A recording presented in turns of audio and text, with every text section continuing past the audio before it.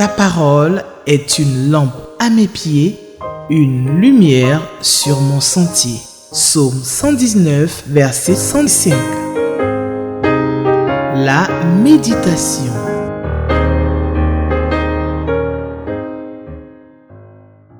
Fidèles téléspectateurs d'Espérance TV, je vous salue. Alors, hier 26 mai, vous étiez en compagnie donc de notre sœur Nyalega Rachel, épouse Atebi, et vous avez médité Ésaïe 65 du verset 13 jusqu'au verset 25. Alors, nous avons été très bien enrichis.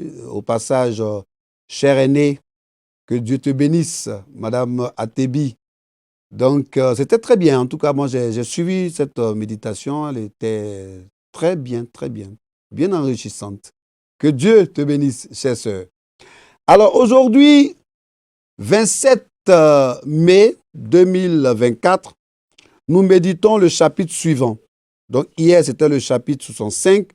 Aujourd'hui, c'est Ésaïe 66, du verset 1 jusqu'au verset 11.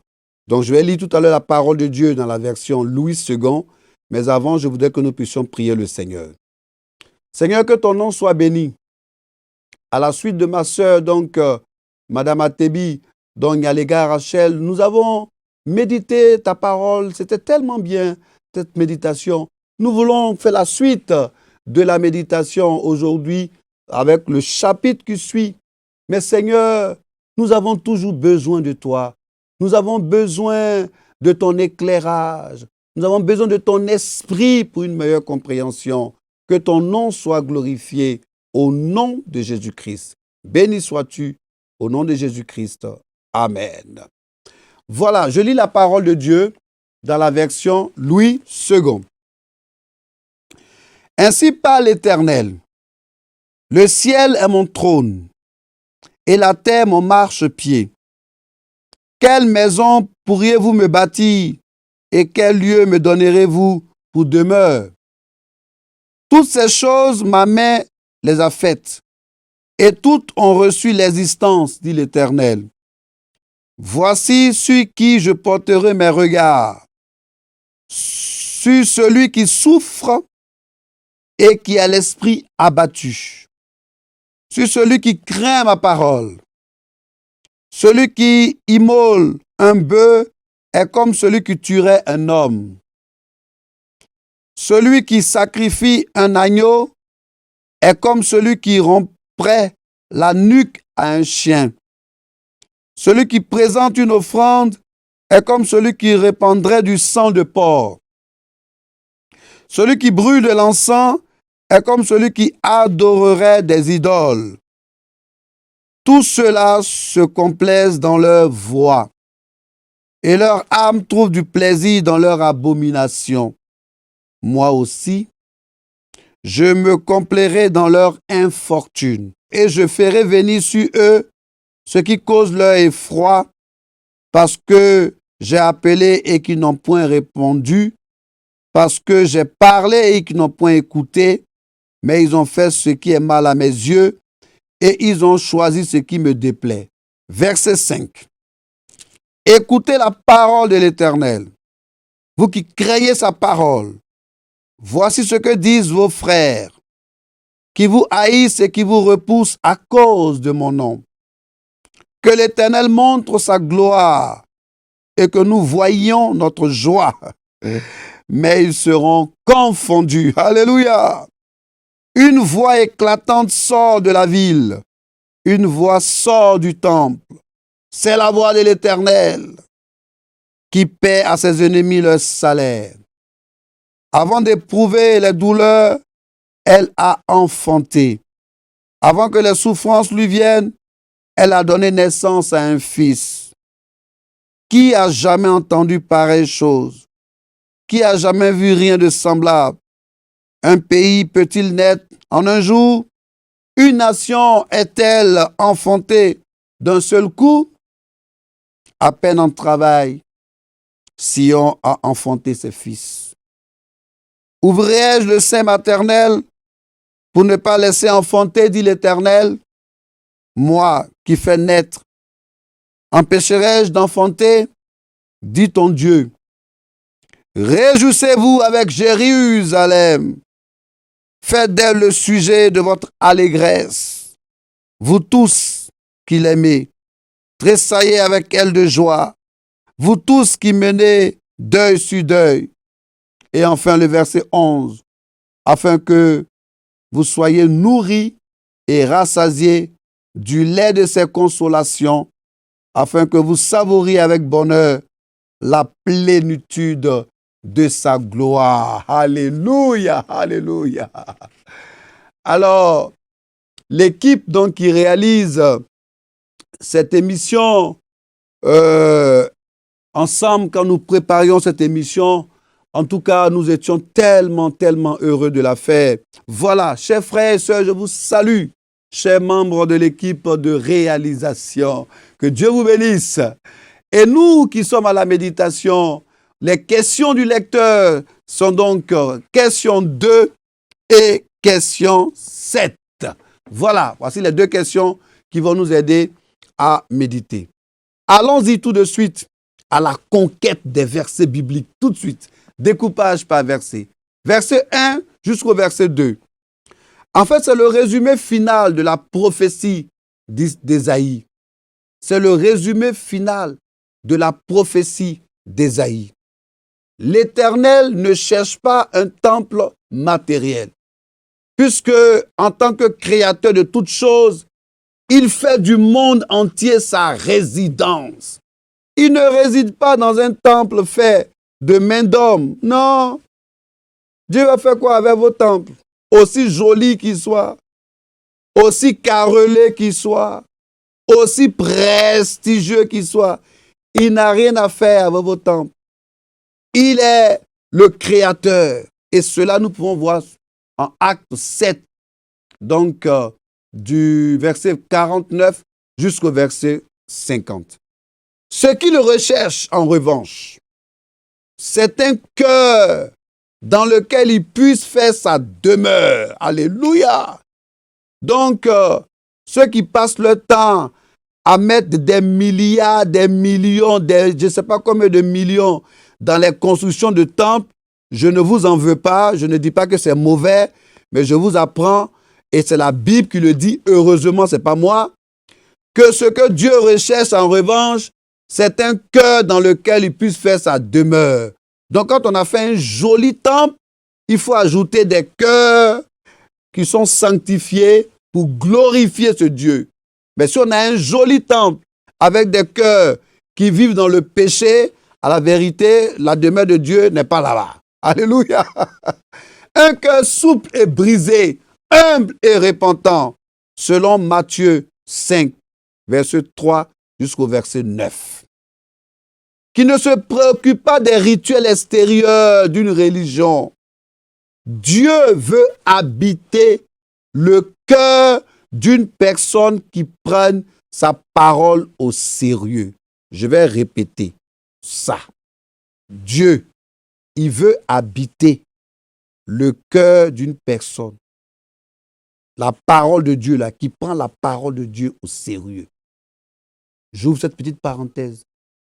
Chers frères, chères sœurs, chers serviteurs de Dieu, chers responsables, amenons le peuple à avoir un cœur qui prenne la parole de Dieu au sérieux et non pousser pour construire le plus joli temple, pour construire un temple qui va coûter 400 millions, 500 millions, 800 millions. C'est beau, tout ça c'est bien, j'applaudis ça. Mais je serai encore plus heureux, ou la parole de Dieu sera encore plus heureuse. Dieu sera plus heureux de voir des temples qui coûtent cher avec des cœurs, des frères, des sœurs qui fréquentent ce temple et qui ont une vie sanctifiée qui attendent le retour de Jésus. Et ça, on peut voir ça en Jean 14, verset 23. Allons-y au verset 3. Il se dégage comme celui qui tuerait. Dieu déteste même les sacrifices des méchants. Il a ça en horreur. Il ne veut même pas voir ça. Proverbe 15, verset 8. Proverbe 28, verset 9. Ceux-ci étaient capables de tuer des enfants pour les offrir en sacrifice. Waouh! Ils étaient capables de tuer des enfants pour les offrir en sacrifice. Ici en Côte d'Ivoire, on dit wobou, wobou. Tellement c'est odieux, tellement c'est difficile. On peut voir cela en Ézéchiel 23, verset 39. Certains offraient un chien alors que cet animal-là était considéré comme impur. Et cela trahissait la sécheresse de cœur de celui qui faisait l'offrande. Ça montrait son cœur, l'état de son cœur. Mais toutes ces images illustraient l'hypocrisie et la superficialité de celui qui présentait des offrandes à Dieu. Tu présentes des offrandes à Dieu, ton cœur même n'est pas attaché à ce Dieu. Mais tu présentes quelle offrande à Dieu? Quelle offrande présentons-nous à Dieu? Dieu jugera une telle attitude. Verset 5. Alors il se dégage l'idée de vos frères qui vous haïssent. Les Israélites apostats, ils intensifiaient leur rivalité avec le reste fidèle et blasphémaient en déclarant que le Seigneur soit glorifié. Donc dans l'esprit sarcastique, bon c'est un grand mot, c'est pour dire simplement de la moquerie, dans l'esprit de la moquerie, de l'insulte, sarcastique là, c'est un gros français quoi. Bon nous qui ne sommes pas allés loin à l'école là, ça veut dire de la moquerie, de l'insulte. En fin de compte, ils seront confondus. Alléluia, ils seront confondus parce que le jugement de Dieu tombera sur eux. Verset 7 jusqu'au verset 9. J'ai compilé les 3 versets, 7, 8, 9. Il y a une nouvelle comparaison avec le processus de la naissance humaine qui enseigne cette fois 2 leçons. Première leçon, les contractions sont nécessaires pour toute naissance. Alors je vois déjà que nos sœurs sages-femmes commencent déjà à réviser leurs cours ou bien leurs pratiques de tous les jours. Les contractions sont nécessaires pour toute naissance. Ou les mamans qui ont déjà fait de la maternité, elles voient déjà. Première chose. Deuxième chose, lorsque le travail commence, il est suivi par une naissance. Alléluia! Dès qu'il y a travail, et puis après, on a un bébé qui va pleurer. Donc, la première, les contractions sont nécessaires pour toute naissance, versets 7 et 8. Et deuxième, lorsque le travail commence, il est suivi par une naissance, verset 9. On peut voir cela en Jérémie 30, verset 6 jusqu'au verset 7, et en Matthieu 24, verset 8. L'objectif est de montrer que les douleurs endurées par Israël se termineront par une glorieuse délivrance. Alléluia! Merci Jésus. Les douleurs endurées par Israël se termineront par une glorieuse délivrance. Verset 11. Alors, il se dégage l'idée de que vous soyez nourris et rassasiés. Le prophète comparait Jérusalem à une mère qui s'occupe de son enfant. Elle nourrit son enfant jusqu'à ce que son enfant soit rassasié. Moi, je voyais un peu quand ma femme fait son enfant, vous voyez l'enfant qui boit, on fait boire de l'eau. Et puis, nos mamans, là, l'enfant même, on enduit son ventre de huile de beurre de karité. Et à un moment donné, même pour montrer que l'enfant est bien rassasié, on tapote son ventre comme pa. On dit, ouais, là, il est bien rassasié. Et voilà, le prophète comparait Jérusalem à une mère qui s'occupe de son enfant, qui se rassure que son enfant est bien nourri et son enfant est rassasié. Question 2 et question 7 du lecteur. Voici les questions du lecteur de ce jour. Est-ce que ce passage m'apprend quelque chose sur Dieu, le Père, Dieu le Fils, Dieu le Saint-Esprit. Et question 7, quelle vérité Dieu me révèle-t-il? Alors on peut parcourir un petit peu. Est-ce que ce passage m'apprend quelque chose sur Dieu? Oui, sur Dieu le Père. Alors Dieu le Père dit que lui, il n'habite pas dans nos temples là. Il n'a pas besoin de nos demeures.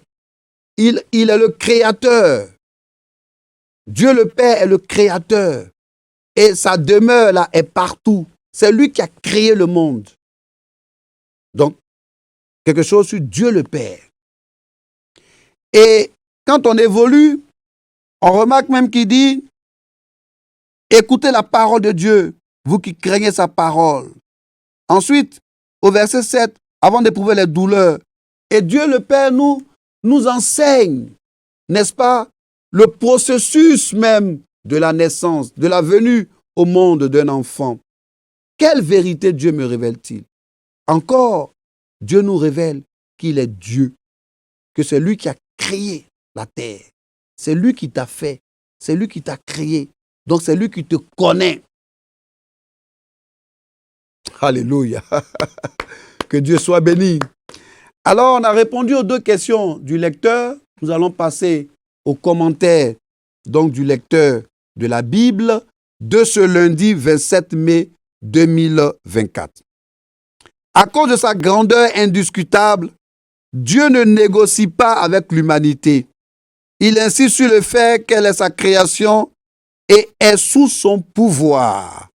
Il fait le choix de secourir ceux qui le reconnaissent comme tel et espèrent en lui. Tout ce que tu as et tu es appartient à Dieu. Dis Amen là où tu te trouves. Le service qu'il attend de toi est que tu te tournes vers lui pour ton bonheur et sa gloire. Pour toi, ton bonheur et pour lui, sa gloire. Alléluia. Quelle situation ou domaine de ta vie veux-tu qu'il bénisse aujourd'hui? Je te laisse l'occasion, chers téléspectateurs, de dire quel est le domaine où tu voudrais que Dieu te bénisse. Écoute-le alors. Encore aujourd'hui, Dieu insiste qu'un jugement sera fait. Chacun est libre de vivre selon ses pensées et être insensible aux appels constants du Seigneur. Et toi, où sont les œuvres de ta foi?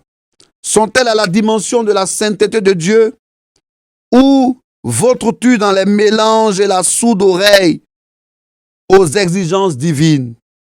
Fais attention à toi, chers téléspectateurs d'Espérance TV. Fais attention à toi. Ne rends pas Dieu résistant et sans pitié à ton endroit, à cause de ton péché, à cause de ta mauvaise vie. Cible tes voies tordues aujourd'hui et élabore des stratégies pour vivre dans la droiture, dans la sanctification, j'allais ajouter. Tous ceux qui pensent que Dieu est absent seront confus. En effet, Dieu sort du silence pour rendre justice, la destruction des ennemis, la consolation de son peuple, au point d'en faire un instrument de bénédiction. Alléluia. Alors, une pensée, une recommandation. Pourquoi t'as-tu mon âme et gémis-tu au-dedans de moi? Espère en Dieu, car je le louerai encore. Il est mon salut et mon Dieu. Et le lecteur de la Bible nous conseille de méditer Psaume 42, verset 6. Je te bénis, Seigneur. Je te loue. Je glorifie ton nom. Je loue ton nom, Seigneur, parce que tu m'as enseigné, parce que tu as enseigné à nos téléspectateurs, donc d'Espérance TV. Que ton nom soit béni, que ton nom soit glorifié. Merci pour ta parole. Merci pour tout ce que tu as fait. Merci parce que tu nous as enseigné, tu nous as éclairés. Au nom de Jésus-Christ. Amen. Si vous nous prenez en marche maintenant, nous avons médité Ésaïe 66, verset 1 jusqu'au verset 11. Et donc, nous avons répondu aussi aux questions 2 et aux questions 7 du lecteur de la Bible. Et nous avons passé un bon moment ensemble. Je pense que vous avez retenu, vous avez donc noter toutes les choses, tous les versets qui vous ont parlé. Quant à moi, je vous dis, paix dans vos maisons. Je vous dis que l'espérance de la vie, c'est sur Espérance TV, ça nous le savons. Chaque fois que j'ai l'occasion, je le dis. L'espérance de la vie, c'est sur Espérance TV. Alléluia. Voilà. Pour le salut donc du monde, donc Espérance TV, cette télévision qui nous permet de méditer la parole de Dieu tous les jours. Je vous dis à demain pour une autre méditation. Shalom et que la paix de Jésus-Christ soit votre partage dans vos maisons. Je vous aime. Que Dieu vous bénisse. Ta parole est une lampe à mes pieds, une lumière sur mon sentier. Psaume 119, verset 105. La méditation.